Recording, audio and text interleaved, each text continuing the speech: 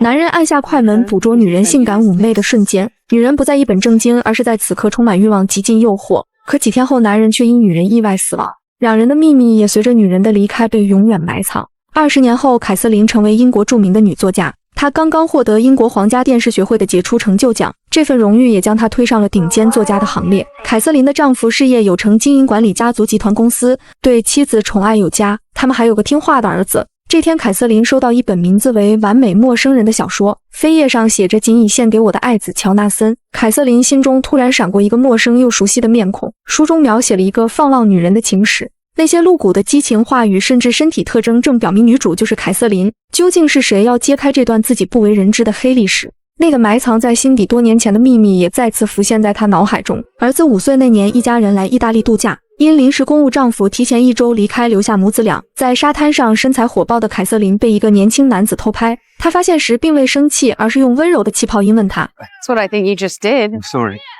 You were just a silhouette against the ocean. Silhouette. There was a rim of sun around you.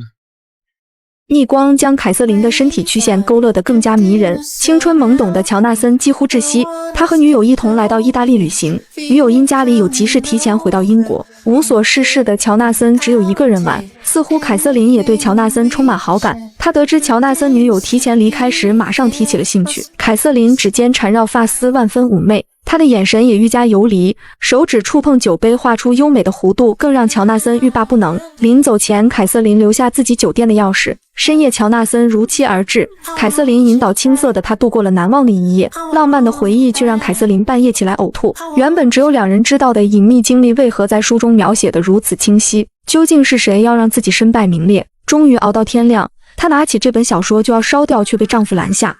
Oh God, I'm being punished. Who said that, darling? Who is trying to punish you? I don't know. Who sent that book? Punish you in what way, darling? Oh God, I'm gonna die. 凯瑟琳忏悔自己不是个好妻子，一直以来她和儿子的关系非常疏离。她解释自己有太多事想告诉丈夫，但不知该如何启齿。凯瑟琳将25岁的儿子尼克赶出家门，让他独立。原本罗伯特并不支持妻子的行为，然而最终他还是出于对妻子的爱，让儿子搬了出去。他安慰凯瑟琳不要内疚，他的行为只是让儿子能尽快独立，这一切只是凯瑟琳妒忌父子毫无障碍的亲密关系。凯瑟琳却始终和儿子之间横着一道难以逾越的鸿沟。同样，儿子也收到了这本书，他问起儿子对书有何看法，儿子说结局很爽，女主最后死了。凯瑟琳拦住儿子说，小说不该这样写。 She dies! It's pretty enjoyable too. She deserved it. She was a selfish bitch. 然而故事并非小说中那样，现实中男主角乔纳森却和凯瑟琳在一起的几天时间内意外离世，这也是凯瑟琳一直埋藏在心底不想提及的秘密。这些照片和小说全部来自于乔纳森的父亲布里斯托，是从业50年的优秀教师，他曾连续多年获得最受欢迎优秀教师的荣誉，他对教学全心全意，一片热诚。他原本的幸福却被儿子的突然离世打乱，妻子也陷入巨大的丧子之痛，得了癌症。9年前，妻子也最终离开了他。当他终于决定忘记那些伤心事，将南希的衣物让人清理完毕，却发现衣柜下面露出了南希的皮包，里面有他和儿子的合影，还有一支用过一半的口红。巨大的悲痛再次袭来，让布里斯托不能自已，突然从包里划出一些照片。热爱旅行的儿子喜欢记录旅途，里面除了儿子和女友的合照，后面还有一个成熟女人多张一丝不挂的照片。布里斯托克一眼认出，她就是大名鼎鼎的当代女作家凯瑟琳。儿子死后，南希禁止别人动她房间里的东西，最后南希直接住进儿子的房间，只有吃饭的时候才出来。布里斯托克每天能听到南希敲击打字机的码字声。今天布里斯托克终于有勇气走入尘封已久的屋子，他用钥匙打开抽屉，里面是一把匕首和一瓶摩斯，最里面是一本妻子写出的小说稿件，上面写着仅以此书献给逝去的爱子，书名是《完美陌生人》。布里斯托克认真读了这本小说，他明白了妻子写下小说和这些照片的意义。退休的校长看后认为小说写得非常精彩，他告诉布里斯托克可以把这本小说印刷100本后放到网上，他愿意帮布里斯托克完成这一切。很快小说就印出成品，校长注册了一个账号，计划挂在网上售卖，他打算让更多人看到这本书。然而布里斯托克却并不想这样做，他只想一个人看到这本书的内容。他先是将书快递给凯瑟琳，又去往百货公司以顾客身份找到凯瑟琳的儿子。作为对他热情服务的感谢，布里斯托克特意送给他一本小说，随后又将一个快递放在凯瑟琳丈夫工作的前台，让秘书转交。对妻子100%信任的罗伯特看到了这本小说，里面的照片更是吸引了他。一张张带有妻子私密部位的画面跃然而出。很明显，妻子也沉浸在对拍照者的献媚充满诱惑。他才想起这些照片应该是10几年前妻儿出行的那次意大利之旅，而这些照片的背后却隐藏着一个惊天的秘密。他拜托旁边的旅客帮忙照顾儿子，他要去洗手间。他在前面引路走入淋浴小木屋，男人也尾随进入。他们只是昨天刚在沙滩上认识的陌生人，懵懂的男孩却被熟女迷惑，深深沦陷。他提出也要和凯瑟琳一起飞回伦敦。I want to be with you. Well, you can't. Why? Because of a million reasons. 乔纳森追出说，我愿意为你做任何事，我已买好机票，一定要和你回去。原本只是玩玩的凯瑟琳现在只想甩掉这块狗皮膏药。她重新回到沙滩儿子身边，不知不觉沉沉睡去。醒来时却发现儿子坐着皮划艇进入海水深处，他大声呼叫救人。乔纳森毫不犹豫扑进海水中，奋力游向男孩。他拉住了皮划艇的绳子，一点点向海边游去。其他人也听到凯瑟琳的声音，纷纷去帮忙。众人将小男孩拉回，却唯独留下已经体力耗尽的乔纳森。大家围着得救后的男孩欢呼，乔纳森却看着离他越来越近的海岸，没了力气。凯瑟琳明明看到乔纳森的呼救，却无动于衷。此刻她宁愿这个男人能彻底消失。终于海滩上别人也看到了乔纳森在招手求救。然而当救生员将他拉回沙滩抢救时，乔纳森终因落水时间太长再也没有醒来。凯瑟琳并不想深陷其中，而是带着儿子悄悄离开了海滩。两人的秘密也随着乔纳森的死被永远埋藏。深爱妻子的罗伯特一时无法接受，他拒接凯瑟琳的电话，驱车来到儿子家中想要求证。当他看到被凯瑟琳以独立为由赶出原本富足家庭的儿子杂乱不堪的房间，甚至他穿着露出脚趾的袜子时，罗伯特更是充满内疚。他邀请儿子去餐馆聊聊。尼克说起他还有1个月实习期，之后可以转正，待遇也会好一些。最近他认识了一个女孩，想和对方去度假。罗伯特趁机问道，你是否记得5岁时和你母亲去意大利的那次旅行？他对自己提前离开深感内疚。罗伯特问是否你妈妈和她的朋友见过面，尼克却因当时年纪太小说什么都记不清楚了。另一边，凯瑟琳做好晚餐打电话发信息，却一直等不到丈夫，直到深夜她才看到丈夫拿出的那些照片。凯瑟琳甚至不敢直视，她解释，我早该告诉你。罗伯特大脑一片空白。妻子在意大利之旅后重回职场，他总是出差，谁知凯瑟琳还有多少出格的事，难怪他总是拒绝和自己亲热。罗伯特只想知道拍照的是什么样的男人，以至于凯瑟琳带着儿子也毫不避讳。罗伯特问，小说是那个人写的吗？ He couldn't have. Then who did? I don't know his father. His father? I think. Yes, Oh dear It was Lord, his he was a father. fucking kid, wasn't he? How old was he? he's dead. He died. 罗伯特无法接受对方并非事业有成的男人，而是一个青葱少年。他不顾凯瑟琳的阻拦，冲出了家门。他的心被捅成沙漏，信任是破了的渔网。他无法将照片的女人和妻子视为同一个人。冲着妻子的来电，他更是怒火中烧。多年前，警察来找夫妻俩，告诉他们乔纳森在意大利发生意外。布里斯托克和南希绝不相信儿子会遭遇厄运。当他们飞去意大利，看到儿子冰冷的尸体时，痛苦无法言喻。医生说，或许是因为他在水里待的时间不长，身体并未浮肿。他的右胳膊上有明显的十字形伤痕，医生解释可能是意外发生时受了伤。之前生龙活虎的儿子，现在却如同一个冰雕。两人终于无法忍受丧子之痛，失声痛哭。夫妻俩来到出事的海边，当南希提出想和被救人的母亲谈谈时，警察却告诉他凯瑟琳已经离开意大利回到英国。南希要求得到对方的联系方式，随后他奔向大海，想找到儿子逝去的原因。然而迎接他们的却只是冰冷海浪的无情拍打。回家后，南希依然无法走出丧子之痛。不久，他抑郁成疾，身患癌症。当他找到凯瑟琳，想问清当时的真相时，凯瑟琳却并不领情，以为南希要讹诈他。You sleep at night. How can you live with yourself? I'm so sorry about your illness, but there's nothing I can do to help you. He saved your son. I wish he hadn't. Don't you find it exhausting pretending to be someone you're not? Yes, that's it. 不久，南希也离世，只留下了孤单的丈夫。丈夫收拾遗物时，发现了妻子写下的小说和儿子拍的那些凯瑟琳的照片。他发表了小说，分别给了凯瑟琳和罗伯特，还有他们的儿子。凯瑟琳也调查到了乔纳森的父亲布里斯托克的资料。他知道一切都是布里斯托克所为，他必须尽快解决掉这个危险人物，否则一定会撕裂出更多的秘密。布里斯托克要继续将事态扩大。他要一点点折磨凯瑟琳。他提出让校长帮他在脸书上新建一个账号，发布一些内容。现在凯瑟琳被丈夫赶出了家门，布里斯托克又去找凯瑟琳的同事，他说自己将凯瑟琳出轨的事写成小说。凯瑟琳威胁他不能在出版社发表，他要推翻凯瑟琳所有翻身机会。同事人手一份看过了这本小说，他们对凯瑟琳产生强烈的质疑。凯瑟琳认为这是私事，而怒火中烧。 So you're covering up. I'm sure it'd be better if you just came clean. Get your hands off me! Oh, shit. 面对错愕的面孔，他落荒而逃。他打同事的视频也被发在网上，遭到众人指责。他多年积累的业界声誉轰然倒塌。布里斯托克还在脸书上新建了以儿子为人设的账号，发布儿子的日常，并关注了凯瑟琳之子尼克的脸书账号。尼克回关了他。为更好的伪装，布里斯托克查询了年轻人的网络语言，与尼克聊天，取得了他的信任。尼克沉浸在对方投来的倾慕之中，忽然传来了凯瑟琳的敲门声。布里斯托克关掉台灯，藏在角落。My husband's left me, and I'll probably be fired from my job. You've won! Do you hear me? You've won! I need you to listen to me. I have a right to be heard. This has to stop. No, nothing you do to me or my family is going to bring your son back.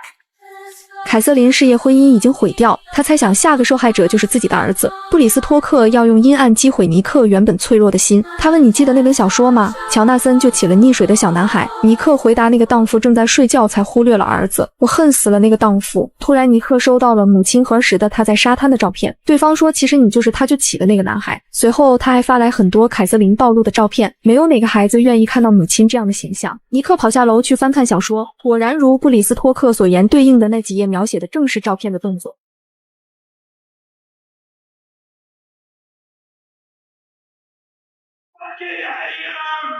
尼克难以接受这残忍的事实，母亲的形象轰然倒塌。凯瑟琳的丈夫罗伯特在完美陌生人的网站上留言，希望能弥补布里斯托克，并约好两人见面。布里斯托克决定要把刀子捅得更深，才能让凯瑟琳更加痛苦。他说自己的妻子南希已经去世，他生前唯一的希望就是能见到你的儿子，但你妻子不同意，还威胁他。罗伯特道歉，期待能得到布里斯托克的原谅。目前他们已经分居。他也因为妻子的冷血行为倍感煎熬。深夜，尼克给母亲打去电话，可接通后，尼克又没勇气开口。他撕心裂肺的痛哭，蜷缩在角落里沉沉睡去。不想被母亲继续鄙视的尼克被公司开除，未曾告诉给任何人。工作时间，他就跑去和社会渣子一起嗑药麻醉神经。清晨，凯瑟琳匆忙回家找儿子时，却接到医院的电话，尼克因嗑药中风，正在抢救。夫妻俩连忙跑去医院，幸亏抢救及时，他们轮流在重症监护室照顾儿子，等他醒来。